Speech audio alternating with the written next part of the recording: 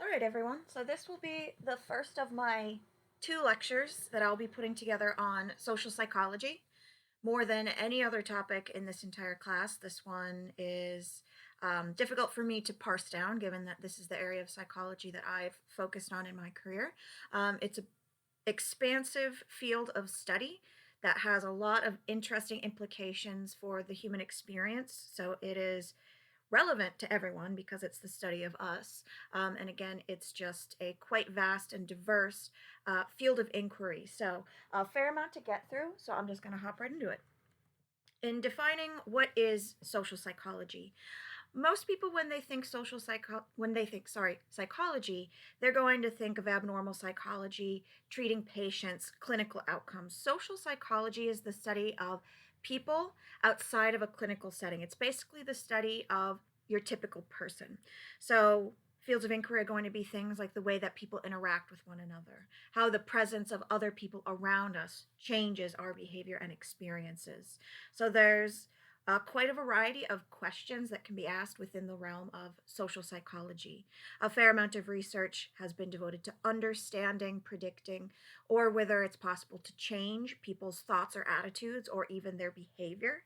Again, like I mentioned, a fair amount of research on how the presence of other people changes our behavior. So, lots of interesting research findings in the field of psychology, for example, on when we help people versus when we are aggressive against people. Interestingly, it does appear that group influences, the presence or absence of other people, is highly relevant to our likelihood to help or our ability to do harm. A lot of social psychology is highly interested on how the situation or the environment impacts our behavior. So, whereas personality psychology, that we'll learn about next week, is more so about what the individual brings to the table, the factors that are more stable or constant within an individual, social psychology more so approaches the question of how external factors shape who we are and shapes our behavior, and a fair amount of research on the nature of our social relationships. So, quite a wide variety of questions can be asked within the field of social psychology. Interesting, odd behavior that social psychology is often meant to try and help shed light on. Really, the idea is that sometimes humans behave in seemingly odd, irrational, or dangerous ways. For example, the madness that surrounds something like Black Friday, particularly back in the day before we would have Cyber Monday on top of it. The idea is, how can we explain why people behave so far from what they would typically consider to be their normal everyday behavior? Is it the case that there are certain people who just go mad and behave in aggressive, violent, or dangerous ways on Black Friday? Or is there something about the situation that changes the way that people behave? A lot of social psychology, though, is interested on the better parts of our nature. A fair amount of social psychology can get pretty dark because it's focused on understanding what could drive people to do bad things. But the flip side is that social psychology is also interested in the better parts of our human experience. So, the nature of when we would help others. Some of the most pressing and controversial questions that have been asked and answered within the field of social psychology includes what can drive people to do some of the worst actions that most of us would consider unfathomable, that we would never in a million years, we ourselves as individuals, would be able to do. What drives seemingly normal people to do atrocious things? So, examples ranging from the Holocaust to the more recent example of Abu Ghraib. If you guys are not familiar with the history of Abu Ghraib, this was a secret Iraqi prison in which the United States military was involved in a horrific systematic torture of suspected terrorists. The torture included rape and murder. And the explanation that came out of this horrifying phenomenon when it came to light was that there were just a few bad apples. The explanation, the classic explanation, that it was just a few bad actors in the mix who caused that horrifying behavior. We can't really explain all of the most vicious and horrifying human behavior as just being the product of the worst kinds of people, Lots of social psychology research, inspired from these horrifying historical instances, have uncovered that it's really the average everyday individual who's capable of doing horrifying things because of any number of external situational forces, things like the presence of others, things like the presence of an authority figure. And again, the counterpoint is that social psychology can also shed light on the best parts of our nature. So, whereas humans are capable of the most horrifying and depraved things, we're also capable of extreme, loving, and intimate relationships. So, the range of what humans can do one runs a wide gamut. And so, even the quote unquote average or typical human psychological experience, there's such a wide array of things that can happen and behaviors that we need to explain. Social psychology also has a very interesting history. Some of the most famous research studies from the history of psychology have come out of the tradition of social psychology. So, for example, we'll talk about the Milgram shock experiments today that shed light on the impact of authority on our likelihood to obey. Likewise, a very controversial study, the Stanford Prison Experiment, on the impact of playing a role on abusive behavior and the role of authority on the ability to transform into an authoritarian or violent person. Again, this is a really interesting case because there is somewhat of a controversial history surrounding both the ethics and validity of the Stanford prison study, but it is relevant today as it comes from the tradition, the long and varied tradition of social psychology. So, one of the primary findings, the most consistent findings to emerge from the field of social psychology, is that our need for affiliation, what we term the need to belong, is one of the most pressing and important motivations that we humans have. We're innately social creatures, and so the quality of our social interactions greatly informs our psychological adjustment. So, this is termed the need to belong, the idea that we need social interaction much the same way that we need food and water and shelter. We need love, affection, and affiliation in order to be well adjusted. It is one of the most rewarding things that we can experience, loving affiliation and affectionate relationships with others. We can see this in the devastating consequences that isolation and loneliness has for people. Loneliness and isolation can cause a wide variety of psychological consequences, ranging from aggression to depression and even a diminished lifespan. So, this need to belong, again, it's on par with our most pressing physical needs because it similarly operates on our physical health. The benefits of being such innately social creatures are abundant.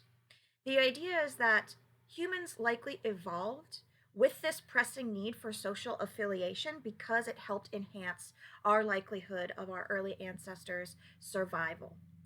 One of our great advantages as humans is the fact that we can cooperate and we can coordinate our efforts.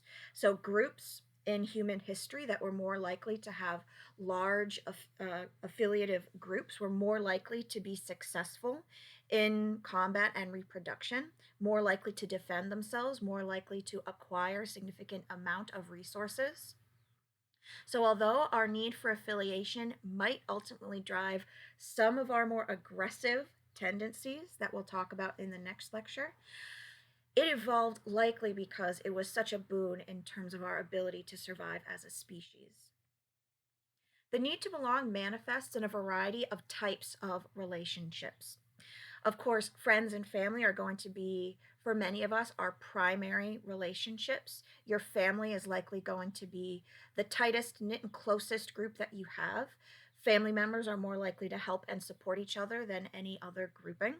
But we also create friendship groups that matter to us quite a bit as well. But it's not just our immediate friends and family that constitute the um, entities with which we can have important and meaningful relationships that can serve this need to belong. A pet, for example, just having a pet that you are able to bond with, that you feel like you have a connection with, can go into serving this need to belong. We don't all need massive friend groups or massive extended families to feel like we've met this need to belong. It can be a very small group of people, or it can be a loving pet. Your relationship with your higher power, so the relationship that you have with whatever you perceive to be a god or a spiritual entity, these are real, meaningful relationships that we have. Again, not everyone is religious, so not everyone's need to belong is served by having this spiritual relationship with a higher power. But for many people, that is going to be an important way of addressing and fulfilling this need to belong. Interestingly, people can engage in what's called parasocial relationships. So, even feeling like you have a relationship with, let's say, characters from a TV show that you're a huge fan in, or a cherished object, even these sorts of non traditional relationships can help serve the need to belong. Now, research indicates that we do need to have real people in our lives that we connect with, so just having a relationship with a character from a television show, even though it can be a sort of a way that we can maybe short term fulfill the need to belong, we do all tend to have at least a minimum of connections that we need and that need to be fulfilled by people in our lives that we can connect with. Now, we're not always going to achieve the amount of belonging that we desire.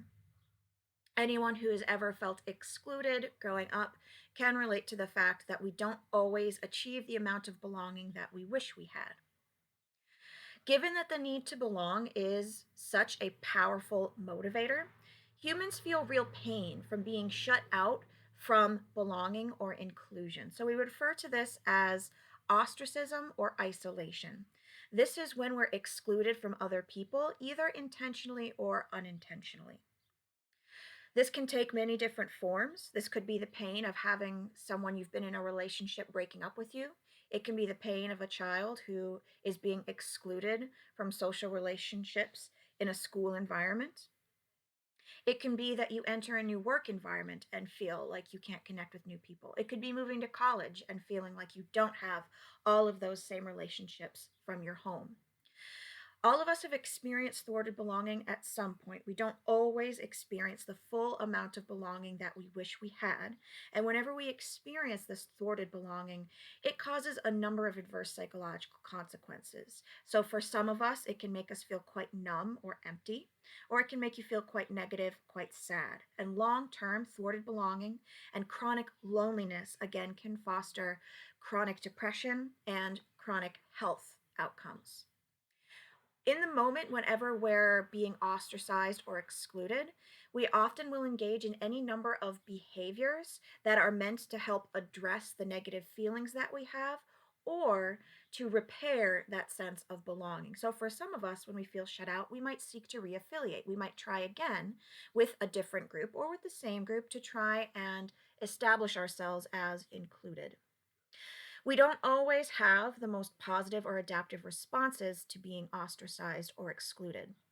At times, people might respond with an aggressive response to being excluded. This might seem counterproductive, and it is typically, but sometimes the pain that we feel at being ostracized can lead us to lash out in unhealthy ways. And for some of us, again, if you're experiencing chronic ostracism, some people might withdraw. And again, this is counterproductive to that need to reaffiliate and reestablish that sense of belonging.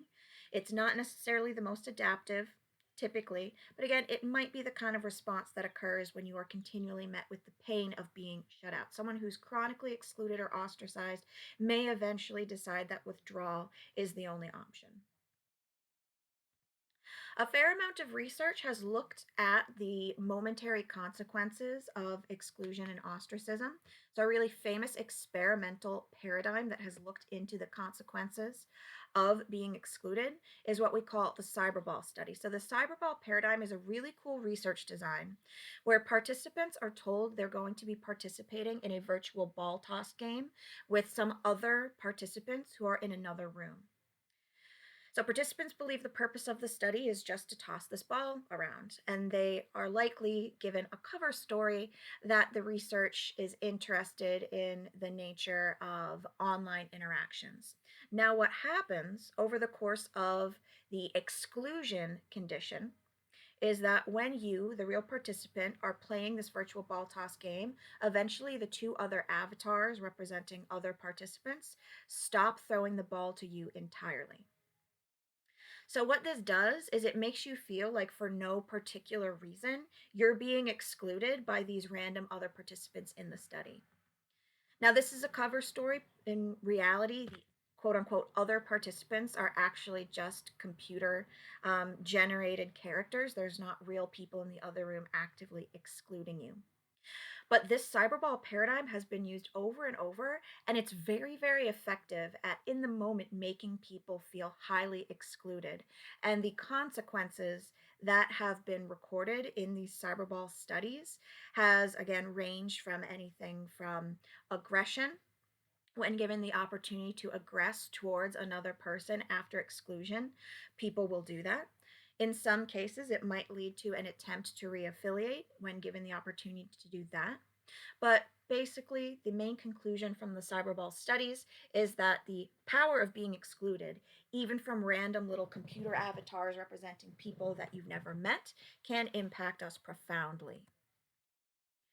More research that indicates just how profound the experience of being excluded and feeling lonely is research that looks at the brain activation associated with loneliness.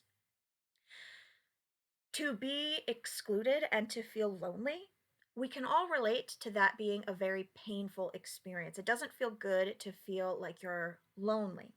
And interestingly, the experience of being ostracized actually does activate the same brain areas that are involved with physical pain. In particular, research has found the anterior cingulate cortex, or the ACC, is a brain area that becomes activated when people are feeling what we term social pain. So, really, that negative, painful feeling you experience when you're lonely or excluded, it is on par with physical pain sensations. Now, plenty of substances exist that help us relieve pain, ranging from your classic painkiller like Tylenol or acetaminophen, or marijuana can help blunt the pain. So, obviously, these are substances that can help reduce your sense of physical pain. Now, interestingly, research has found that social pain operates in a very similar way. Giving participants Tylenol or marijuana can help blunt the sense that someone is feeling social pain. So, again, just going to demonstrate just how powerful social pain is and just how close it is to physical pain sensations. Okay, so overall, this is the basic series of steps, the basic sequence that I've just described. The idea that when we're excluded, it threatens this fundamental need we have for affiliation. The pain is very real. Social pain that we experience when we feel excluded is akin to real physical pain. So we see the regular physical pain area of the brain responding to these social exclusion experiences. The same substances that can blunt physical pain, like acetaminophen or marijuana, can similarly help blunt this experience of social pain. Okay, moving on to the next bit of social psychology research, or the effect of what we term social thinking. So, a big area of research that we would term social thinking comes from this attribution theory. So, an attribution is any time you're coming up with an explanation for someone's behavior. This can be your own behavior. Why did I do that? Or why did that happen to me? Or it can be trying to explain other people's behaviors. Attribution theory has identified two distinct types of attributions or explanations: internal attributions or dispositional attributions. These are any explanations you make where you're explaining someone's behavior as being due to something about them, something about their personality, something that they brought to the table. It's kind of more their fault. An external attribution, on the other hand, is anytime you externalize the blame or the explanation for why a certain behavior or consequence happened. So, an external attribution is going to be when you explain someone's behavior as being the result of the situation or the environment they were in. Lots of different factors are going to help explain why and when we'll make internal versus external attributions for our own and for other people's behavior. One really famous research finding in this attribution theory has found this phenomenon of what we term the fundamental attribution error. This is the very, very common tendency to overemphasize the dispositional or internal influences for other people's behavior, while we fail to account for the situational or external influences for someone else's behavior. Critically, this is only going to refer to the pattern of explanations we make for other people's behavior. So when we're trying to come to an understanding of why someone else did something, typically we're going to put it down to their character and something about them, and we're going to discount the power of the situation that we're in. When we see someone else behave, we're a lot more quick to assume that their behavior was the result of a them factor, something about their personality or disposition, and we're not necessarily going to be so aware of the external pressures that we're facing them. Part of this is because it's hard for us as observers to have access to all of the information about what was exerting pressure on people's behavior. So, for example, if you were to see someone on a quiz show on television give just the dumbest answer ever, our first inclination is to think, wow, what a dumbass. Because all we have to go on is their behavior and the fact that we see them doing it. So it's very common for us to say that we think that someone who comes up with that really dumb answer is not necessarily that smart. The person themselves has a more in depth understanding of the pressures that were being exerted on them. Right? Anytime we, thinking about ourselves, say or do something dumb, a lot of the times our first inclination is not going to be to turn around and call ourselves dumb. We have this self enhancement motive. We don't want to feel like we're dumb. So we're going to think about all of the external forces that made us do something dumb.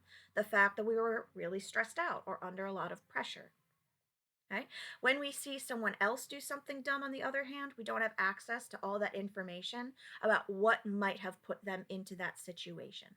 So, this is what we term the actor observer bias. When we see someone else behave, we don't have access to all the same information about the external pressures they were under. Like I mentioned, this fundamental attribution error partly comes about because of our tendency towards self enhancement or our self serving bias. So, interestingly, we don't make the same fundamental attribution error when explaining our own behavior. And in fact, we're a lot more likely to make internal attributions that make us feel good about ourselves. So, anytime we do something good or have a positive outcome, like let's say we do really well on a test, most of us are a lot more likely to say, well, I aced that test because I'm really smart or because I'm a really good studier. On the other hand, if we do something poorly or we do something dumb, like let's say we fail a test, we're a lot more likely to create those external attributions for why we had the result that we did. So I didn't fail that test because I'm dumb, it's because I didn't study enough for that one, or I went out partying the night before. So, whereas we make the fundamental attribution error when trying to explain other people's behaviors, when it comes to explaining our own behavior, it's all about making ourselves look good. Interestingly, though, this is not necessarily a universal phenomenon. Individualistic cultures, such as the United States, Canada, Western Europe, and Australia, typically is what we would term our more individualistic cultures, in which people are a lot more interested in self enhancement and in having their own individual patterns of success. In individualistic cultures, people fall prey to the fundamental attribution error quite frequently. Collectivist cultures, on the other hand, in which it's a lot less of a focus on individual achievement and it's a lot more about the collective success of your group. These collectivist cultures, which are basically all the cultures outside of those individualistic ones I just mentioned, in those sorts of cultures, it's not necessarily the case that people follow this pattern of attribution that's all about self enhancement. The self enhancement motive is not quite so strong in collectivist cultures. So, whereas you see the fundamental attribution error happen a lot more commonly in people from individualistic cultures, people from collectivist cultures are much more inclined to give credit for success to other people. And they're a lot more to take, more likely to take the blame for failure upon themselves. So just because the fundamental attribution error is quite common does not necessarily mean it's universal. There are cultural differences in the patterns with which we make attributions. Okay? Moving on to a slightly different topic. Social psychology research is very interested in what we would call attitudes.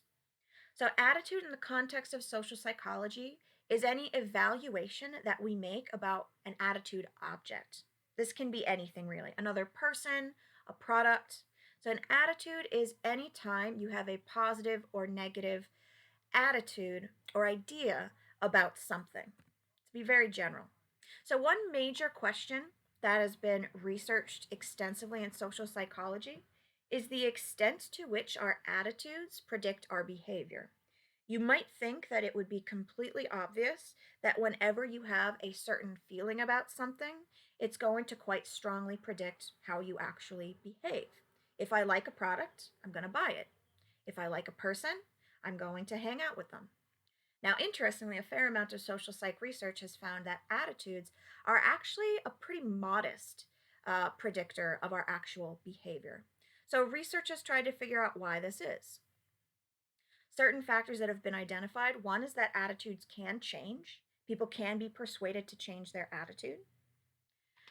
Our motivation to accomplish a certain behavior and whether or not we have the opportunity to engage in a certain behavior, both of those can be stopping points where our attitude won't necessarily lead to the follow through.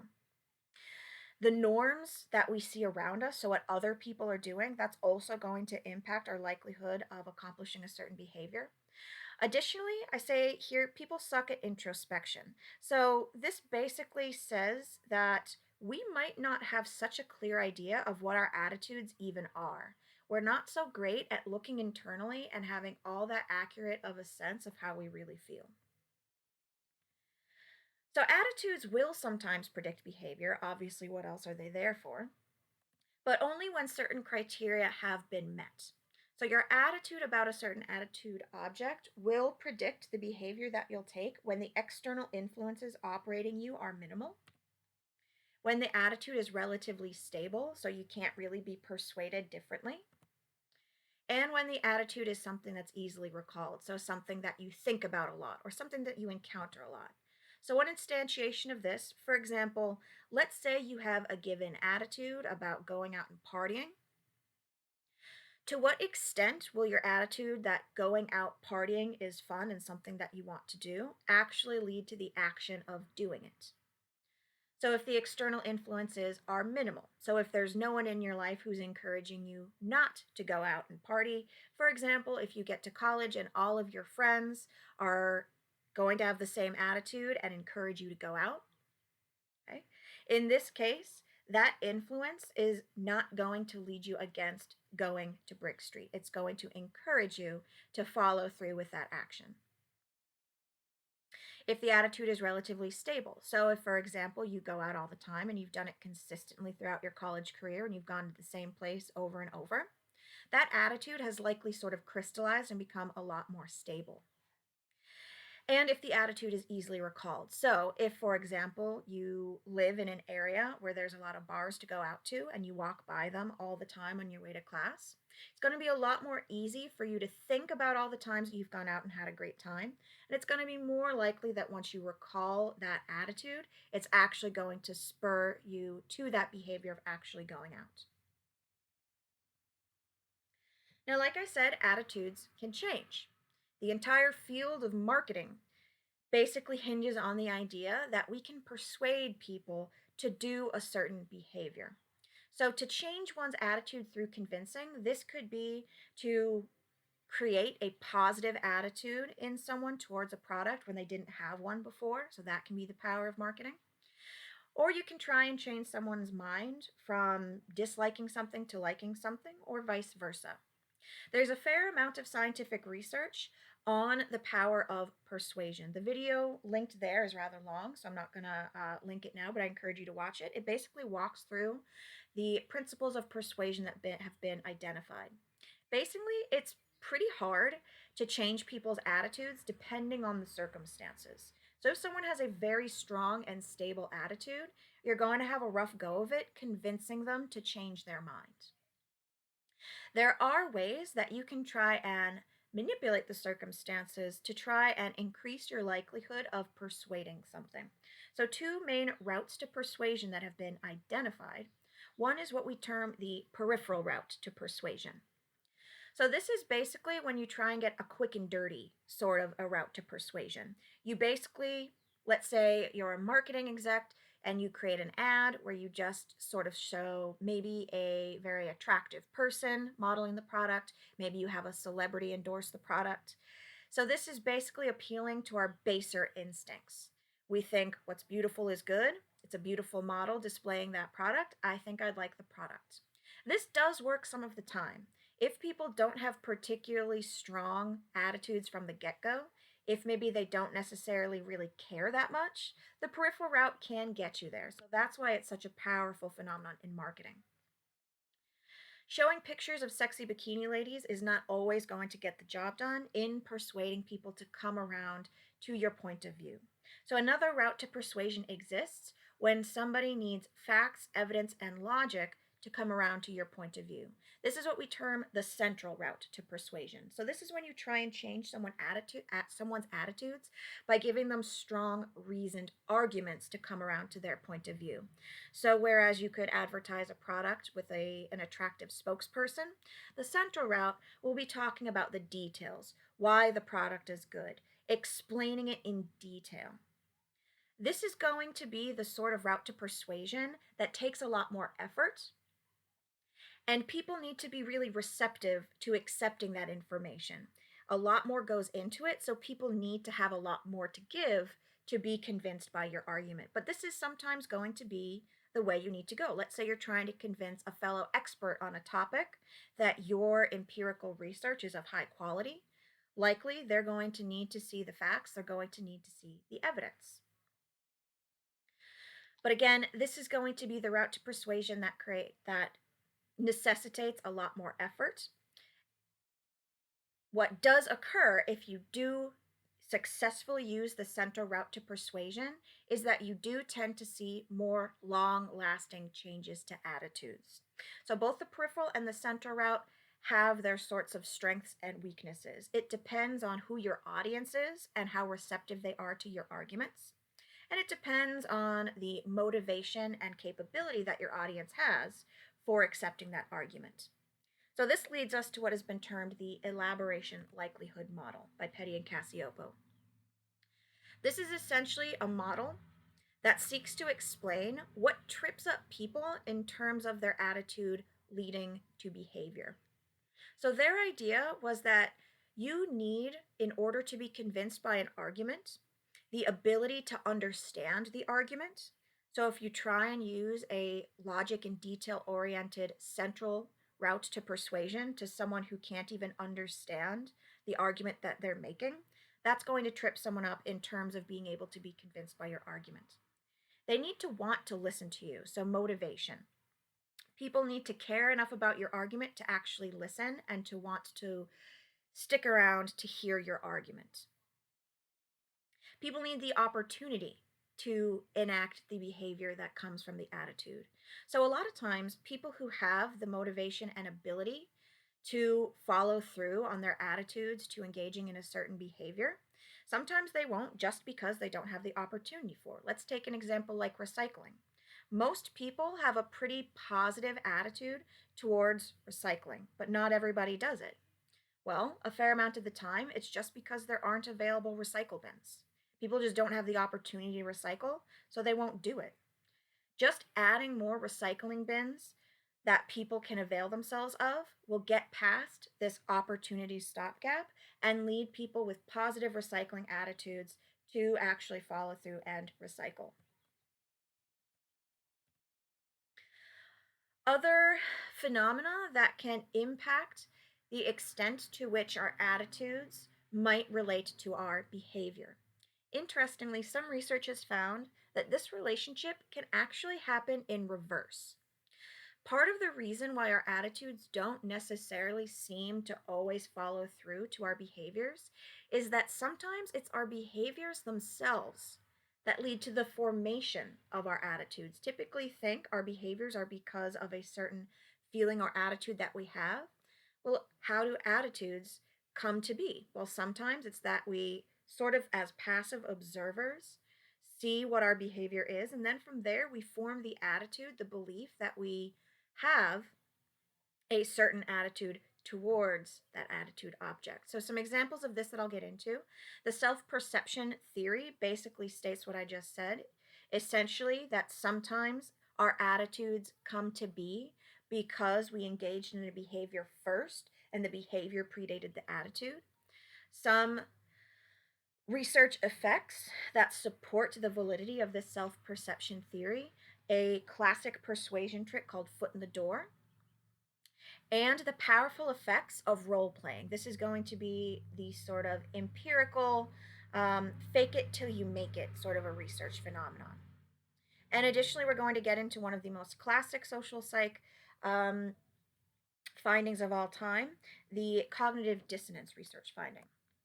So, the self perception theory, like I mentioned, is the idea that sometimes people's attitudes are actually the product of our attempts to interpret why we behave a certain way.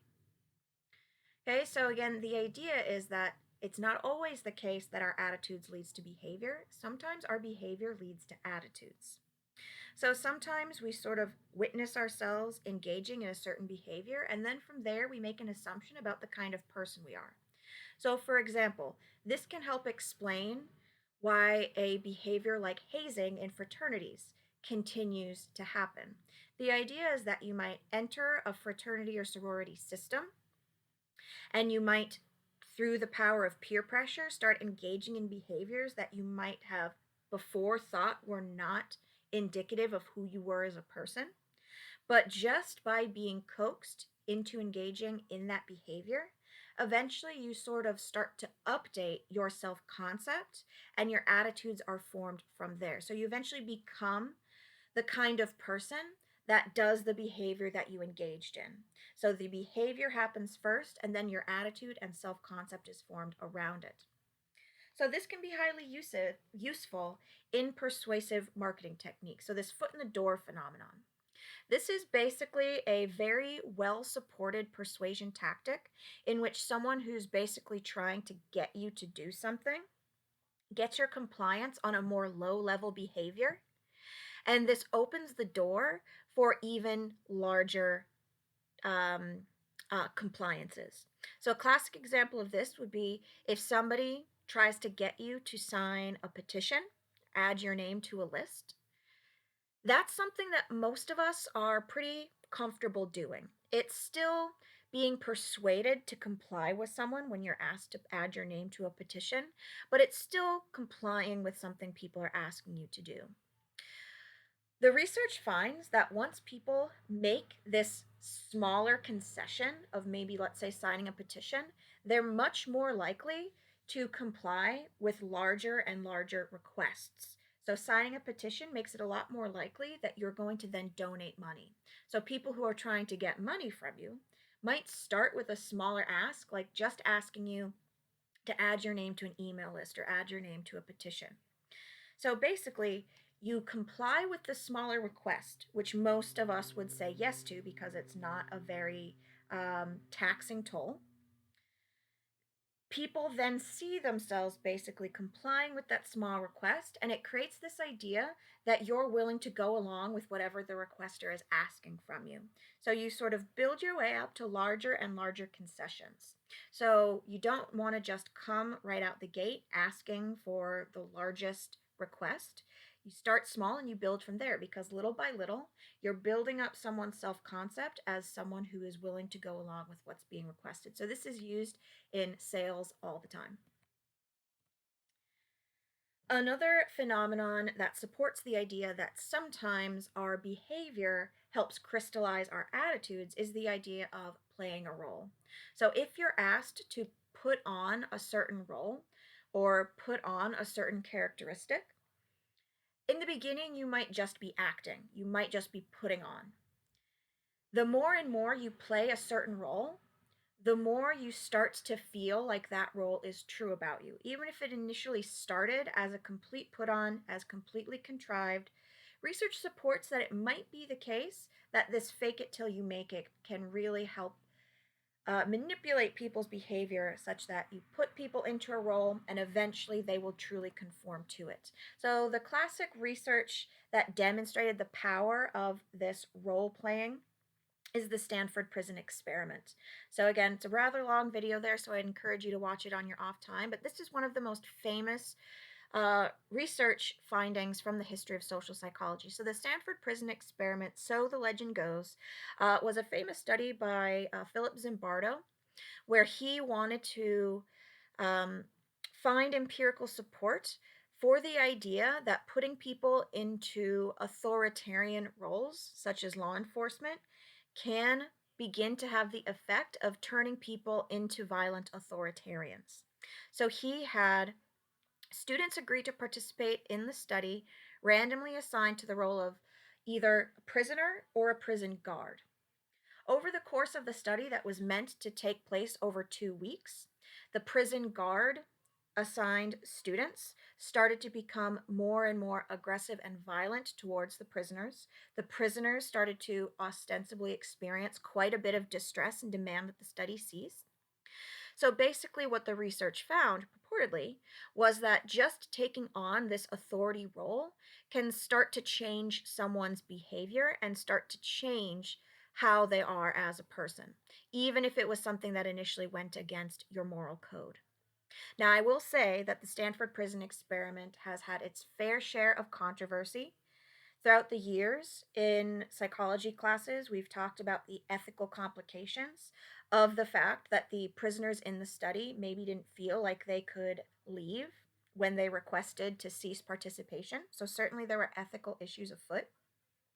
Additionally, it is very important to note that um, investigations into the actual validity of the Stanford Prison Experiment has come up with some kind of dubious phenomenon. So, the idea of doing an experiment is that you want to see what sorts of phenomenon and effects happen naturally. So, if you put someone into the role as a prison guard, do they inevitably or naturally come to play this role of a violent authoritarian?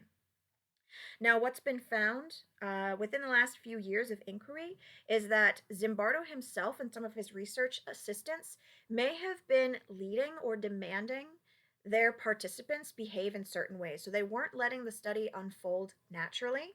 Had their thumbs on the scales and they were sort of trying to force the experiment to give them the results that they wanted. So I would say that this particular study, the Stanford Prison Experiment, we can't necessarily trust it in terms of actually validly showing us what we've thought for years it actually shows us. I would say that the phenomenon of roles becoming reality is a real true thing. And I think that more so than anything, the Stanford Prison Experiment has done a disservice to the field of psychology by putting out what essentially could be called a fraudulent study that diminishes the validity and the importance of what is a very, very important research topic. So, again, there is research to support the importance of playing a role in the formation of identity and attitudes. The Stanford Prison Experiment, I would caution you to not point to that one as the primary um, research that demonstrates this effect. Okay, and now moving on to cognitive dissonance. So, this is a very famous effect that was initially studied by Leon Festinger, pictured there. So, this is another research phenomenon that has showed that actions can affect attitudes. So, again, it can be the case that our behavior impacts the formation of our attitudes. So, this effect, this cognitive dissonance effect, was essentially the idea that Festinger created that whenever our behavior and our attitudes are incongruent or are in conflict with one another or don't completely match up, we experience an anxiety or discomfort. The idea of cognitive dissonance theory is that we are then motivated to resolve that discomfort, that dissonance, by conforming our attitudes to match our behaviors.